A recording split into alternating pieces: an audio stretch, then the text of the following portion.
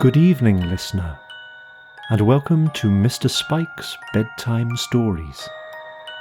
I do hope you are sitting comfortably. You are? Very good. Then I shall begin tonight's tale.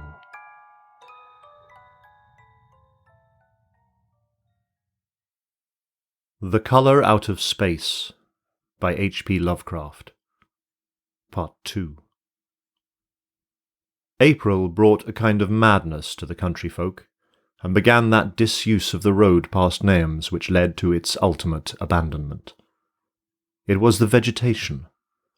All the orchard trees blossomed forth in strange colours, and through the stony soil of the yard and adjacent pasturage there sprang up a bizarre growth which only a botanist could connect with the proper flora of the region.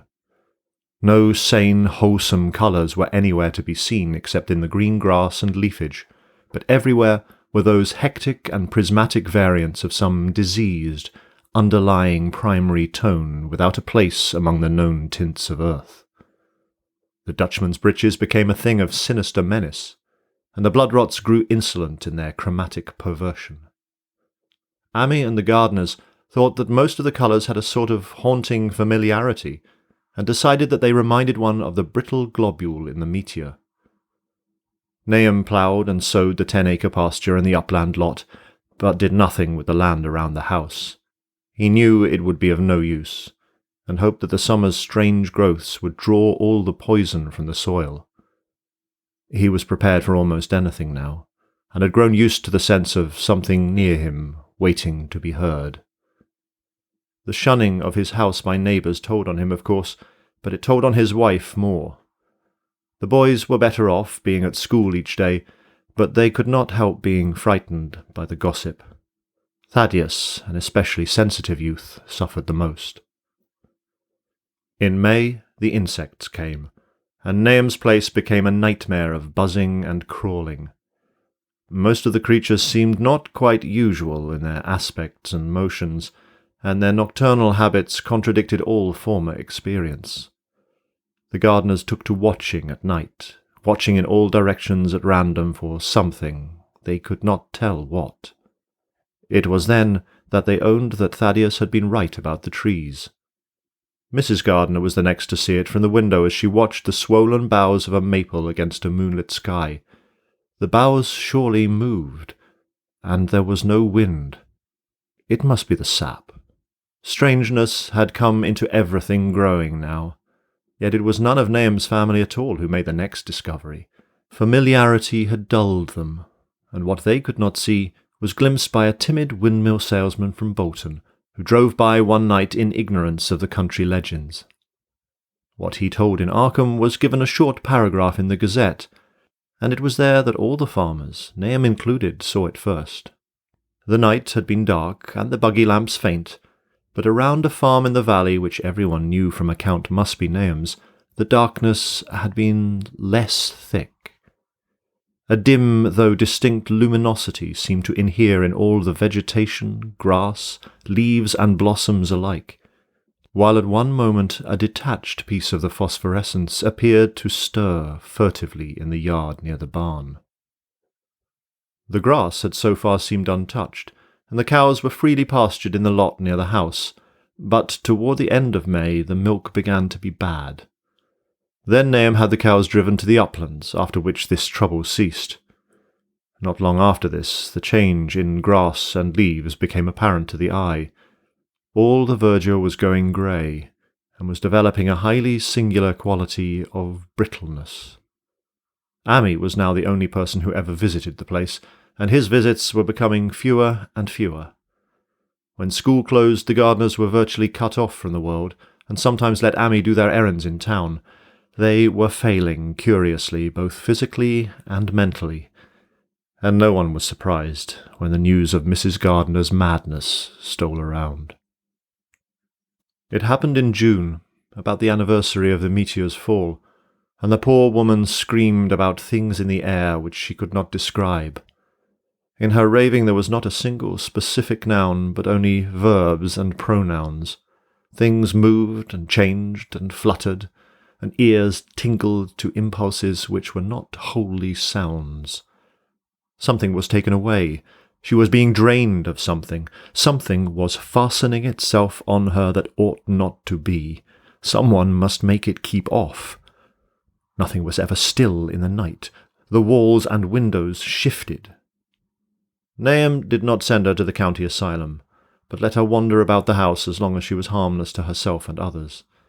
Even when her expression changed, he did nothing. But when the boys grew afraid of her, and Thaddeus nearly fainted at the way she made faces at him, he decided to keep her locked in the attic.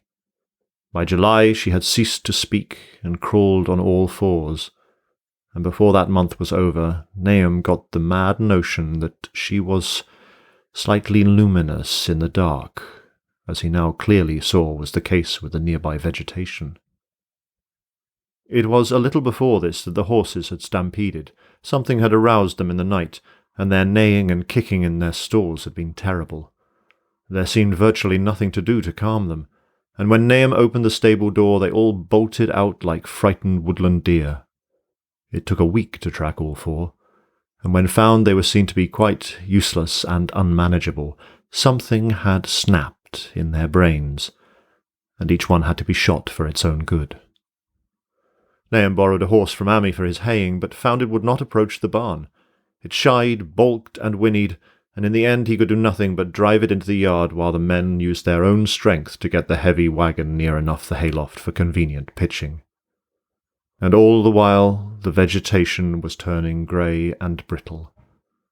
Even the flowers whose hues had been so strange were greying now, and the fruit was coming out grey and dwarfed and tasteless.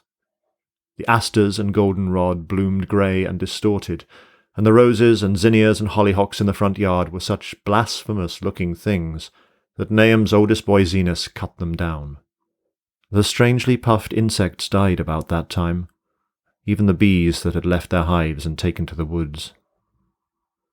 By September, all the vegetation was fast crumbling to a greyish powder, and Nahum feared that the trees would die before the poison was out of the soil.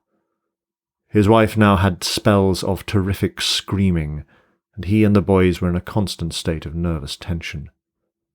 They shunned people now, and when school opened the boys did not go.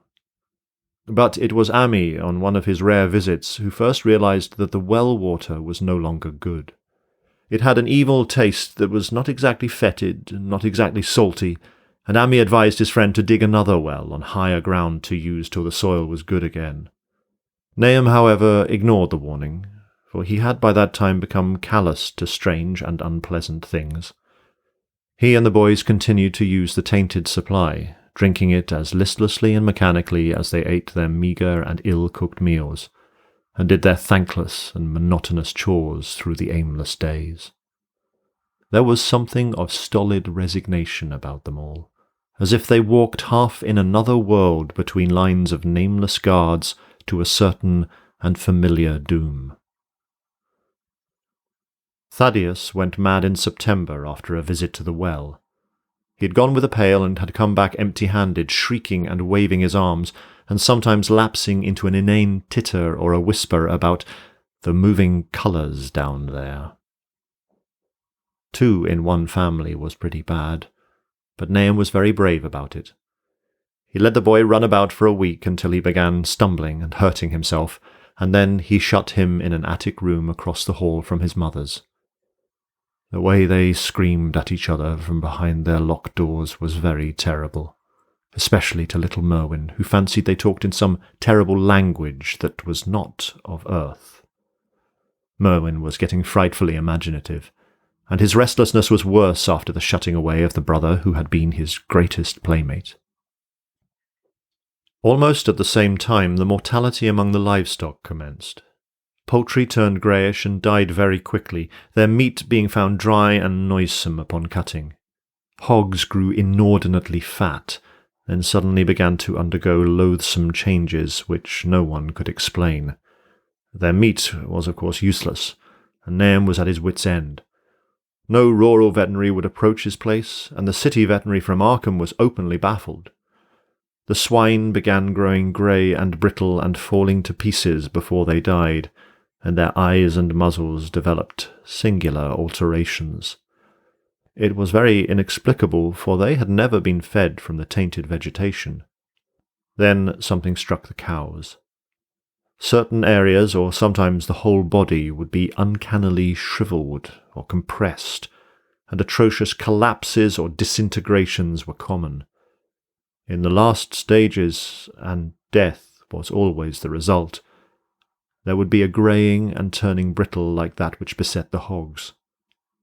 There could be no question of poison, for all the cases occurred in a locked and undisturbed barn. No bites of prowling things could have brought the virus, for what live beast of earth can pass through solid obstacles? It must only be natural disease. Yet what disease could wreak such results was beyond any mind's guessing. When the harvest came, there was not an animal surviving on the place, for the stock and poultry were dead and the dogs had run away. These dogs, 3 in number, had all vanished one night and were never heard of again. The 5 cats had left some time before, but their going was scarcely noticed, since there now seemed to be no mice, and only Mrs. Gardner had made pets of the graceful felines. On the 19th of October, Nahum staggered into Ammi's house with hideous news. The death had come to poor Thaddeus in his attic room, and it had come in a way which could not be told. Nahum had dug a grave in the railed family plot beside the farm, and had put therein what he found. There could have been nothing from outside, for the small barred window and locked door were intact, but it was much as it had been in the barn. Ammi and his wife consoled the stricken man as best they could, but shuddered as they did so. Stark terror seemed to cling round the Gardners and all they touched, and the very presence of one in the house was a breath from regions unnamed and unnameable. Ammi accompanied Nahum home with the greatest reluctance, and did what he might to calm the hysterical sobbing of little Merwin. Zenas needed no calming. He had come of late to do nothing but stare into space and obey what his father told him, and Ammi thought that his fate was very merciful. Now and then Merwin's screams were answered faintly from the attic, and in response to an inquiring look Nahum said that his wife was getting very feeble.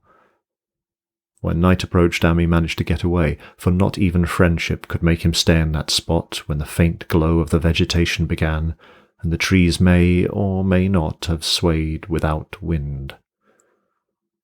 It was really lucky for Ammi that he was not more imaginative.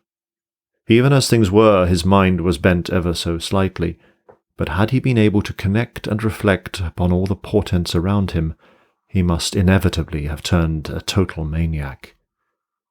In the twilight he hastened home, the screams of the mad woman and the nervous child ringing horribly in his ears. 3 days later Nahum burst into Ammi's kitchen in the early morning, and in the absence of his host stammered out a desperate tale once more, while Mrs. Pierce listened in a clutching fright. It was little Merwin this time. He was gone. He had gone out late at night with a lantern and pail for water, and had never come back. He'd been going to pieces for days, and hardly knew what he was about, screamed at everything. There had been a frantic shriek from the yard then, but before the father could get to the door the boy was gone. There was no glow from the lantern he had taken, and of the child himself no trace. At the time, Nahum thought the lantern and pail were gone too, but when dawn came, and the man had plodded back from his all-night search of the woods and fields, he had found some very curious things near the well. There was a crushed and apparently somewhat melted mass of iron which had certainly been the lantern, while a bent handle and twisted iron hoops beside it, both half fused, seemed to hint at the remnants of the pail. That was all. Nahum was past imagining. Mrs. Pierce was blank, and Ammi, when he had reached home and heard the tale, could give no guess. Merwin was gone, and there would be no use in telling the people around, who shunned all Gardners now. No use either in telling the city people at Arkham, who laughed at everything. Thad was gone, and now Merwin was gone. Something was creeping and waiting to be seen and heard. Nahum would go soon, and he wanted Ammi to look after his wife and Zenas if they survived him. It must all be a judgment of some sort. though he could not fancy what for, since he had always walked uprightly in the Lord's ways so far as he knew. For over 2 weeks Ammi saw nothing of Nahum, and then, worried about what might have happened, he overcame his fears and paid the Gardner place a visit. There was no smoke from the great chimney, and for a moment the visitor was apprehensive of the worst. The aspect of the whole farm was shocking. Greyish, withered grass and leaves on the ground, vines falling in brittle wreckage from archaic walls and gables, and great bare trees clawing up at the grey November sky with a studied malevolence which Ammi could not but feel had come from some subtle change in the tilt of the branches. But Nahum was alive after all. He was weak and lying on a couch in the low-ceilinged kitchen, but perfectly conscious and able to give simple orders to Zenas. The room was deadly cold, and as Ammi visibly shivered, the host shouted huskily to Zenas for more wood. Wood, indeed, was sorely needed, since the cavernous fireplace was unlit and empty, with a cloud of soot blowing about in the chill wind that came down the chimney. Presently Nahum asked him if the extra wood had made him any more comfortable, and then Ammi saw what had happened. The stoutest cord had broken at last, and the hapless farmer's mind was proof against more sorrow. Questioning tactfully, Ammi could get no clear data at all about the missing Zenas. "In the well. He lives in the well," was all that the clouded father could say. Then there flashed across the visitor's mind a sudden thought of the mad wife, and he changed his line of inquiry. "Nabby? Why, here she is," was the surprised response of poor Nahum, and Ammi soon saw that he must search for himself. Leaving the harmless babbler on the couch, he took the keys from their nail beside the door and climbed the creaking stairs to the attic. It was very close and noisome up there, and no sound could be heard from any direction. Of the 4 doors in sight, only one was locked, and on this he tried various keys of the ring he had taken. The 3rd key proved the right one, and after some fumbling, Ammi threw open the low white door. It was quite dark inside, for the window was small and half obscured by the crude wooden bars, and Ammi could see nothing at all on the wide planked floor. The stench was beyond enduring, and before proceeding further he had to retreat to another room and return with his lungs filled with breathable air. When he did enter, he saw something dark in the corner, and upon seeing it more clearly he screamed outright. While he screamed, he thought a momentary cloud eclipsed the window, and a second later he felt himself brushed as if by some hateful current of vapour. Strange colours danced before his eyes, and had not a present horror numbed him, he would have thought of the globule in the meteor that the geologist's hammer had shattered, and of the morbid vegetation that had sprouted in the spring. As it was, he thought only of the blasphemous monstrosity which confronted him, which all too clearly had shared the nameless fate of young Thaddeus and the livestock. But the terrible thing about the horror was that it very slowly and perceptibly moved as it continued to crumble. Ammi would give me no added particulars of this scene, but the shape in the corner does not reappear in his tale as a moving object. There are things which cannot be mentioned, and what is done in common humanity is sometimes cruelly judged by the law. I gathered that no moving thing was left in that attic room, and that to leave anything capable of motion there would have been a deed so monstrous as to damn any accountable being to eternal torment. Anyone but a stolid farmer would have fainted or gone mad, but Ammi walked conscious through that low doorway and locked the accursed secret behind him. There would be Nahum to deal with now. He must be fed and tended, and removed to some place where he could be cared for. Commencing his descent of the dark stairs, Ammi heard a thud below him.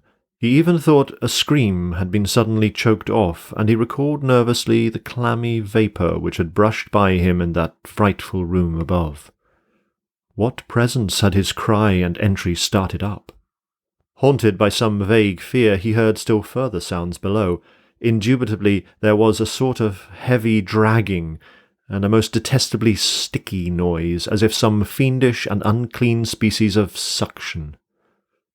With an associative sense goaded to feverish heights, he thought unaccountably of what he had seen upstairs. Good God! What eldritch dream world was this into which he had blundered? He dared move neither backward nor forward, but stood there trembling at the black curve of the boxed-in staircase. Every trifle of the scene burned itself into his brain. The sounds, the sense of dread expectancy, the darkness, the steepness of the narrow step, and, merciful heaven, the faint but unmistakable luminosity of all the woodwork in sight, steps, sides, exposed laths and beams alike. Then there burst forth a frantic whinny from Ammi's horse outside, followed at once by a clatter which told of a frenzied runaway. In another moment the horse and buggy had gone beyond earshot, leaving the frightened man on the dark stairs to guess what had sent them. But that was not all. There had been another sound out there, a sort of liquid splash, water. It must have been the well.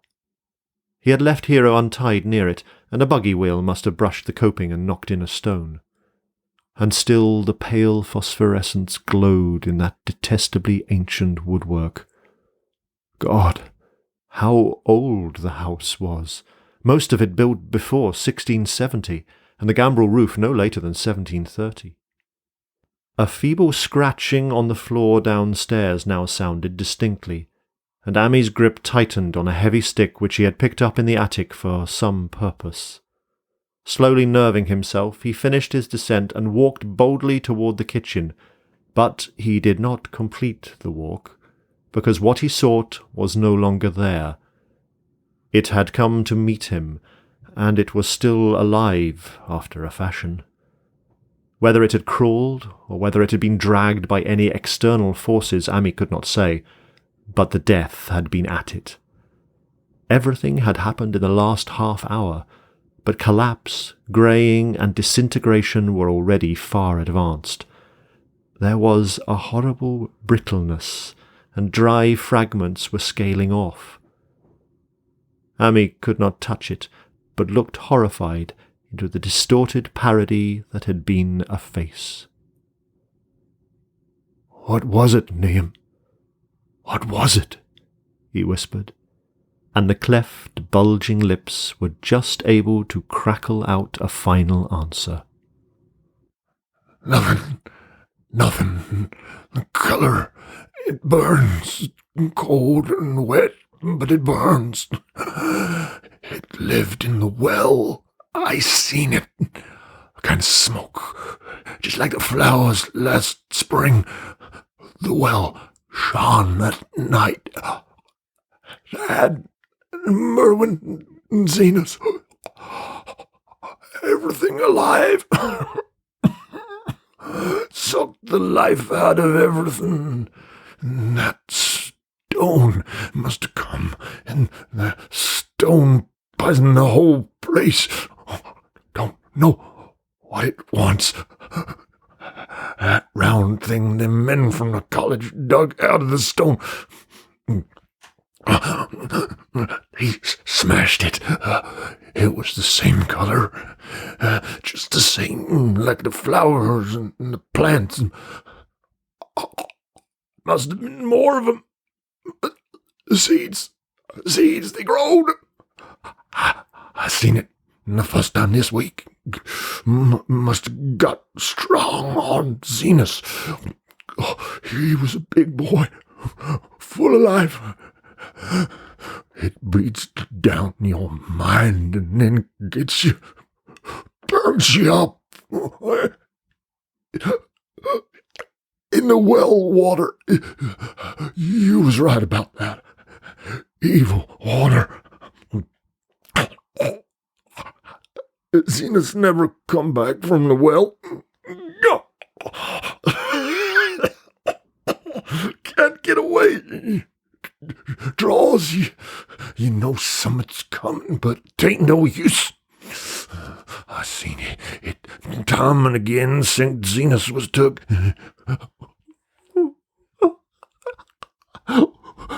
Where's Nabby? Abby? My head's no good. Don't know how long since I fed her. It'll get her if we ain't careful. Just a color. Her face is getting to have that color sometimes towards night. And it burns. Sucks. It come from some place where things ain't as they is here. One of them professors said so. He was right. Look out, Ammi. It'll do some more. Sucks the life out.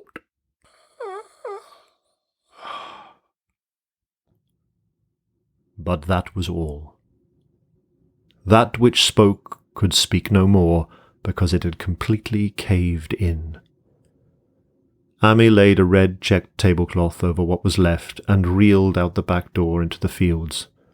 He climbed the slope to the 10-acre pasture and stumbled home by the north road and the woods. He could not pass that well from which his horses had run away. He had looked at it through the window, and had seen that no stone was missing from the rim. Then the lurching buggy had not dislodged anything after all. The splash had been something else, something which went into the well after it had done with poor Nahum. When Ammi reached his house, the horses and buggy had arrived before him and thrown his wife into fits of anxiety. Reassuring her without explanations, he set out at once for Arkham and notified the authorities that the Gardner family was no more. He indulged in no details, but merely told of the deaths of Nahum and Nabby, that of Thaddeus being already known, and mentioned that the cause seemed to be the strange ailment which had killed the livestock. He also stated that Merwin and Zenas had disappeared. There was considerable questioning at the police station, and in the end Ammi was compelled to take 3 officers to the Gardner farm, together with the coroner, the medical examiner, and the veterinary who had treated the diseased animals. He went much against his will, for the afternoon was advancing and he feared the fall of night over that accursed place. But it was some comfort to have so many people with him. So ends part 2. Thank you once again for listening. Please tune in next time for the final part of The Colour Out of Space.